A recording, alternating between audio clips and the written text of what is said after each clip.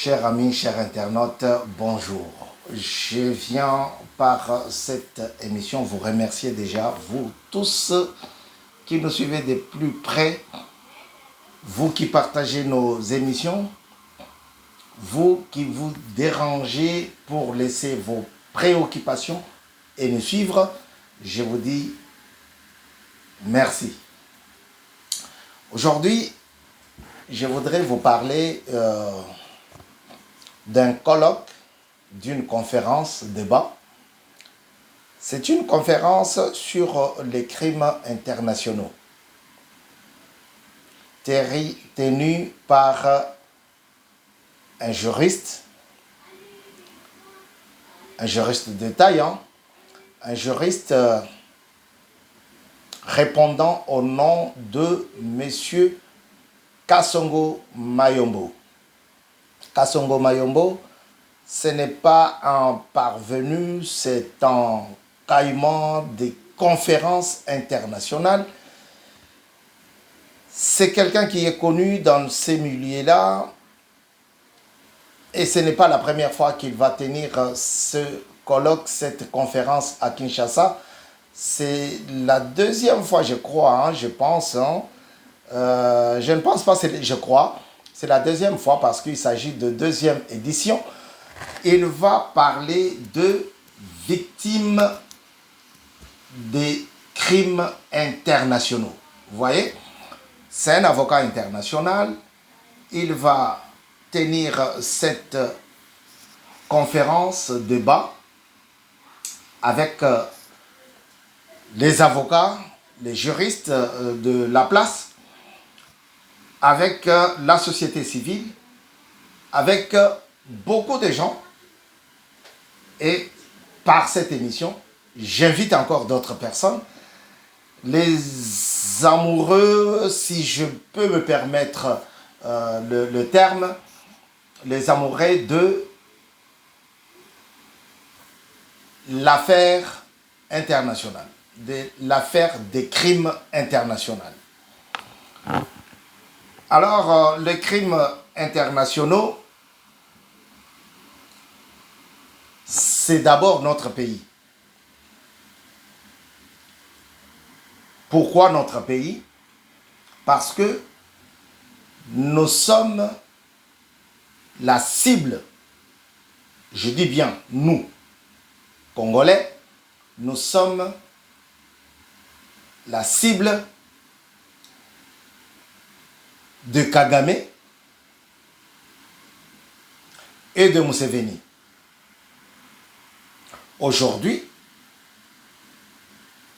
ça prouve sur le plan international que le Kenya était derrière ceux deux qui nous ont toujours combattus, mais sans afficher sa politique.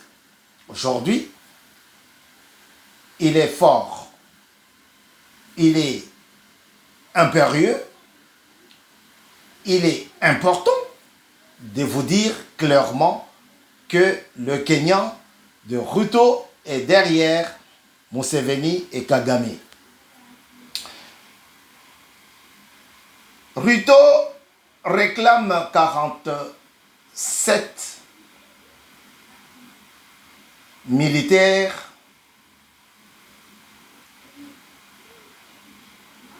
descendus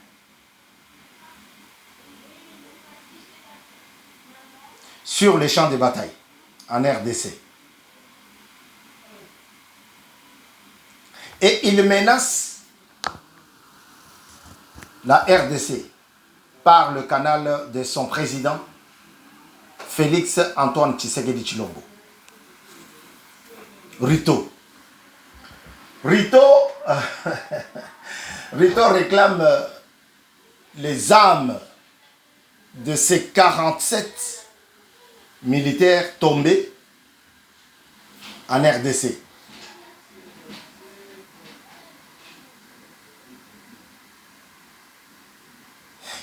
Et il est clair dans sa plainte.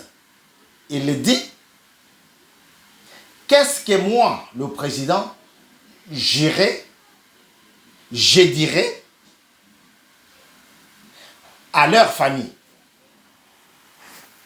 Mais Ruto a oublié que un militaire, c'est quelqu'un qui prend acte de tout ce qui peut arriver sur le terrain de bataille.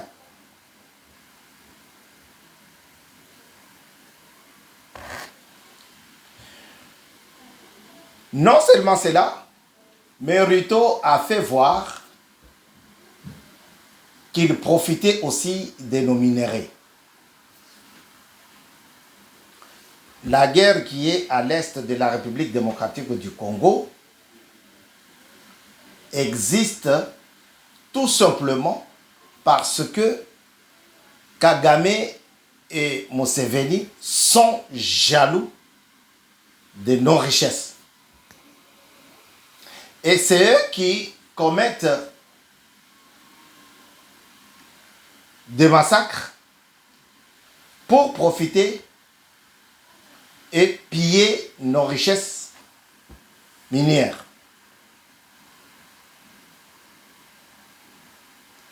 C'est pour cela que Félix Tshisekedi Tshilombo a verrouillé, a fermé ces robinets-là. Les robinets qui les ravitaillaient.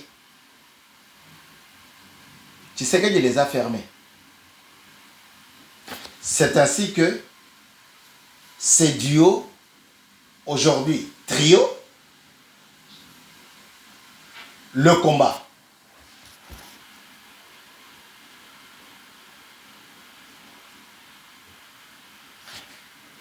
Voilà, en grosso modo, la documentation que nous dit le juriste Maître Kasongo Mayombo.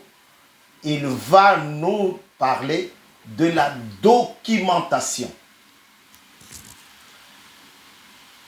Le Congolais, nous devons nous réveiller. À chaque fois, on dit, on s'est réveillé, nous sommes un peuple réveillé, nous sommes... Mais quand je constate de plus près, à la seconde près, je vois que nous ne sommes pas réveillés. On tue nos parents, on tue nos enfants, on tue nos fils, nos filles. Mais ça s'arrête là, et puis c'est tout. On ne prend pas le temps d'écrire les noms, l'âge, les missiles qui ont tué ou les balles qui ont tué. On ne prend pas ce temps-là de documentaliser les morts ou nos morts. Dans 10 ans, dans 50 ans, comment on va parler aux jeunes générations? Comment on va parler? On va expliquer comment? Si nous n'avons pas identifié, si nous n'avons pas documentalisé nos morts, on ne peut pas faire grand-chose. Depuis 1998, les Rwandais rentrent, pillent, volent, massacrent et retournent chez eux. Ils nous laissent les cadavres. Ça a été rendu possible par leurs frères. On ne va pas se voiler la face de vous dire que le gouvernement précédent, le gouvernement qui a précédé Félix Antoine Tshisekedi Tshilombo, chef de l'État, c'était un gouvernement qui travaillait pour les comptes des Rwandais. Et ce gouvernement-là avait tout fait pour laisser les Rwandais nous massacrer, piller nos richesses, occuper nos terres arbitrairement et faire du n'importe quoi. Vous rappellerez de l'accord signé par Raymond Tshibanda en sa qualité de ministre des Affaires étrangères.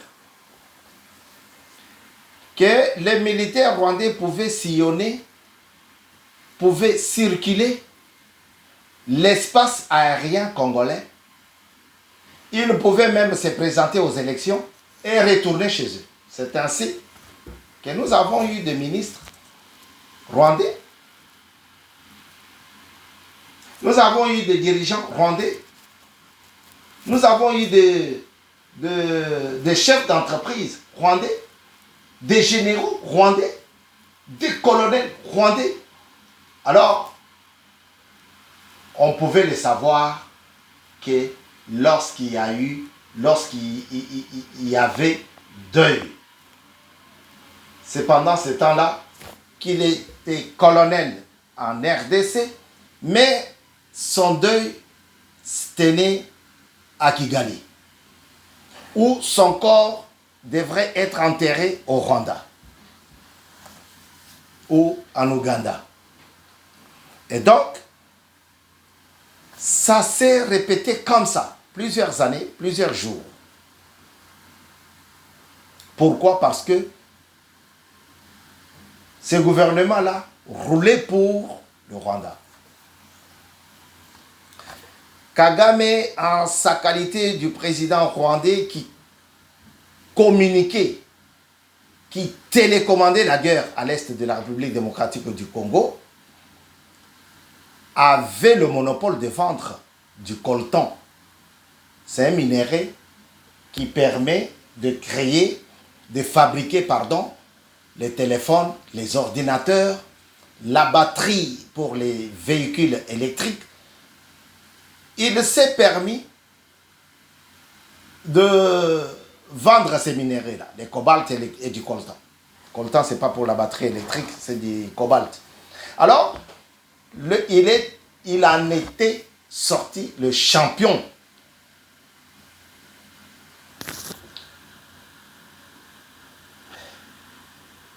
Au prix du sang, il a fait ça pendant des années, pendant des jours.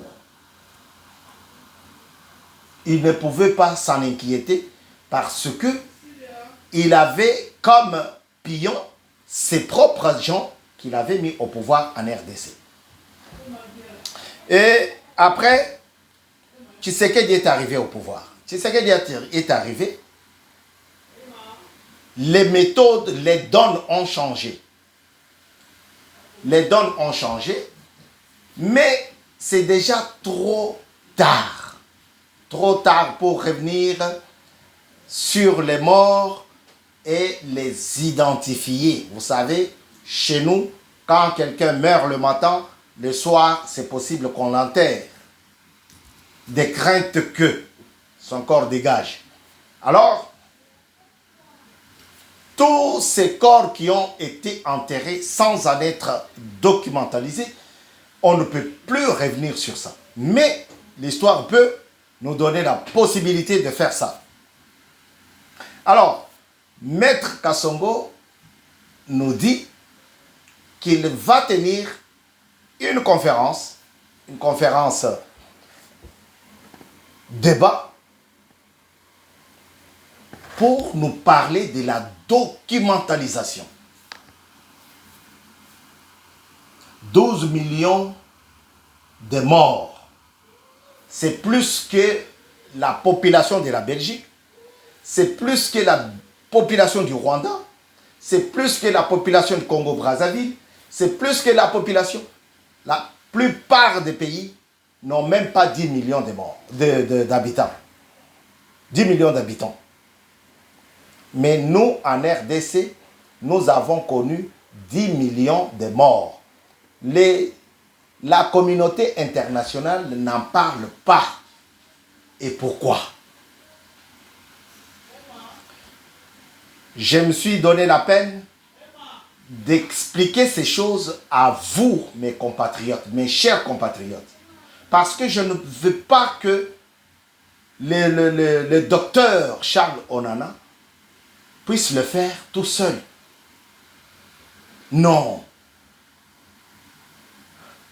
Nous sommes nombreux et chacun de nous doit agir pour pouvoir montrer au monde entier qu'en RDC, il y a eu de massacres perpétrés par les gens, les hommes de Kagame. Nous sommes nombreux et je vais le faire, comme je suis en train de le faire maintenant. J'ai écrit des livres, j'ai fait des émissions.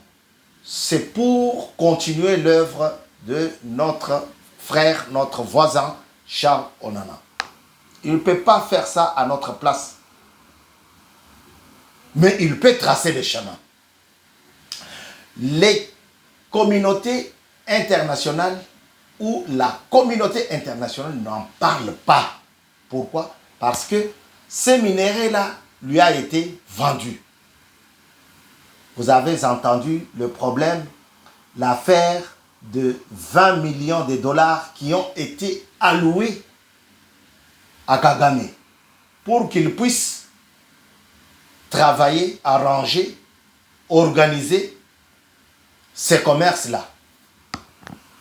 Nous en avons parlé, nous avons fait des émissions pour détruire, pour combattre cette pratique de la France envers la RDC, contre la RDC. Dieu merci, parce que les choses bougent. Aujourd'hui, Kagame est cuit, comme de bonnes carottes. Il est cuit, pourquoi? Parce qu'il ne peut plus venir en RDC et prendre ses minéraux par la force et aller les vendre. Nous voyons le résultat. Nous voyons le résultat sur le terrain. L'or n'est plus vendu par Kagame, c'est par la RDC. Le cobalt, le coltan. Aujourd'hui, le peuple congolais peut dire oui, c'est un fils du pays qui est au pouvoir en RDC. Contrairement avec M. Kabila qui était au pouvoir et qui laissait Kagame agir comme il voudrait. Chers compatriotes, chers amis, chers téléspectateurs, nous avons un morceau à gérer. Et ce n'est pas à l'individu Tshisekedi Tshilombo de le faire tout seul. Nous devons les soutenir. Nous devons les soutenir. Nous devons soutenir le chef de l'État. Tous ces badauds qui parlent, qui insultent, qui ne sont que des agents de Kagame, qui les donnaient des miettes. Aujourd'hui que les robinets sont fermés, il manque de quoi dire. Bientôt, un livre sur la séparation. Nous avons demandé la séparation des pouvoirs. Parce que ce ne sont pas seulement les badauds qui combattent Félix Tshisekedi. Même la classe religieuse. Nous avons vu ça avec l'élection de M. Kadima à l'institution CENI. Nous voyons ça avec l'église catholique et l'église protestante dans leur communication. Pas plus longtemps, on a entendu un prélat catholique qui disait que pour lui, Tshisekedi ne pouvait pas agir contre les Rwandais, et c'était mal vu pour lui. Mais tous ces morts, tous ces décès, tous ces crimes, cette confession religieuse-là n'en parle pas. Maître Kassomo Mayombo nous promet quelque chose de bien. Préparez-vous pour y aller et écouter. Participez. Donnez des témoignages si c'est possible. Le colloque sera tenu le 6, le 13 et le 20 juillet à Kinshasa. J'ai le numéro de téléphone pour des amples. Veuillez composer le 243. Même si vous êtes à Sydney, si vous êtes aux États-Unis, à Mboujima, là-bas, vous voulez intervenir, appelez pour que vous soyez appelé et ça sera diffusé. Ça sera en direct, live. 243 80 852 243 852 122 251. Donc je répète, 243 852 121 non 122 251 00 243 852 122 251. Voilà. Appelez pour avoir des amples informations. Cette affaire vous concerne. Cette affaire me concerne. Ne concerne pas seulement les conférenciers Mayombo Kasongo, mais elle nous concerne tous. J'ai lu quelque part sur ces 12 millions de morts, qu'est-ce qu'on dit? Votre silence tue. Votre silence tue.